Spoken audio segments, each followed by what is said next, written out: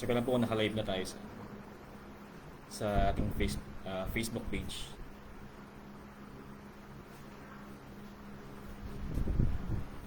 Okay.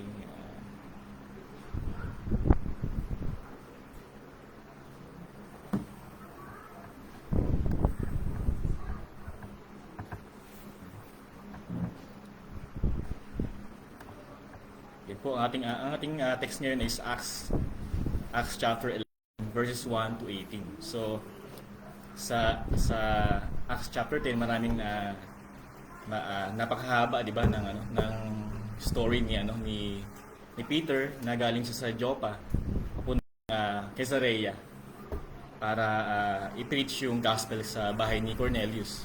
So na-save yung buong household niya. Pero pagbalik niya sa Jerusalem para mag-report ng kanyang ginawa, kanyang missionary journey, iba't iba yung reaction nila. May mga natuwa at mayroon naman mga na hindi tanggap. Kasi nga mga Gentiles yun. May mga Hudyo sila. So yun. Ito sa Acts chapter 11 verses 1 to 18. So basahin po natin sa ESV. Yan.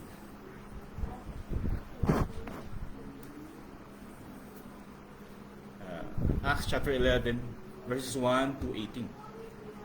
Now the apostles and the brothers who were throughout Judea heard that the Gentiles also had received the word of God. So when Peter went up to Jerusalem, the circumcision party criticized him, saying, "You went to uncircumcised men and ate with them." But Peter began and explained it to them in order. "I was in the city of Joppa praying, and in a trance I saw a vision, something like a great sheet descending, being let down from heaven by its four corners. And it came down to me. Looking at it closely, I observed animals and beasts of prey, and reptiles and birds of the air. And I heard a voice saying to me, 'Rise, Peter, kill and eat.' But I said, 'By no means, Lord, for nothing common or unclean has ever entered my mouth.' But the voice answered a second time from heaven, 'What God has made clean, do not call common.' This happened 3 times, and all was drawn up again into heaven. And behold, at the very moment 3 men arrived at the house in which we were, sent to me from Caesarea. And the Spirit told me to go with them, making no distinction.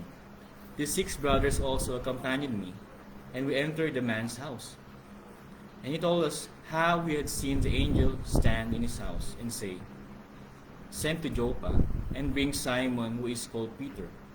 He will declare to you a message by which you will be saved, you and all your household.'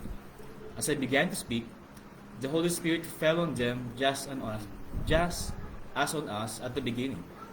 And I remembered the word of the Lord, how he said, 'John baptized with water, but you will be baptized with the Holy Spirit.' If then God gave the same gift to them as he gave to us, when we believe in the Lord Jesus Christ, who was I that I could stand in God's way?" When they heard these things, they fell silent, and they glorified God, saying, "Then to the Gentiles also God has granted repentance that leads to life." Pagpalain ng ng Diyos. Tayo muna yung manalangin sa Panginoon. Panginoon Diyos, kami po ay lumalapit sa iyo. Kami po ay nangangailangan po, Panginoon, ng tulong. Hindi po namin basta-basta maunawaan po yung salita. Maliban na kami ay tulungan ng Banal na Espiritu na kumilos po sa simula pa lang. Siya po ang mabuhay sa mga patay. Siya po ang nag-born again. Siya po ang nag-transform na aming mind, nag-renew na aming mind. Siya po ang lahat na gumagawa sa aming buhay. Kaya hanggang ngayon, kami po ay nagsusumamo, kami po ay lumalapit sa iyo, kami po ay inyong tulungan na maunawaan po yung salita. At ito po ay sa buhay po namin sa aming mga buhay, Panginoon, upang mabigyan namin ng narapat na kalootihan sa iyong pangalan. Ako rin po na inyong lingkod ay gamitin mo bilang inyong bibig, inyong labi upang ideklara ang inyong glory sa mga aking kapatid na mahal na ito, Panginoon, na kami ay sama-samang lumago sa pag-ibig at kami ay maabutan mo sa inyong muling pagbabalik na tapat at kami ay masigasig sa pananampalataya. Ito po ang dalangin sa pangalan po ng Panginoong Hesus. Amen.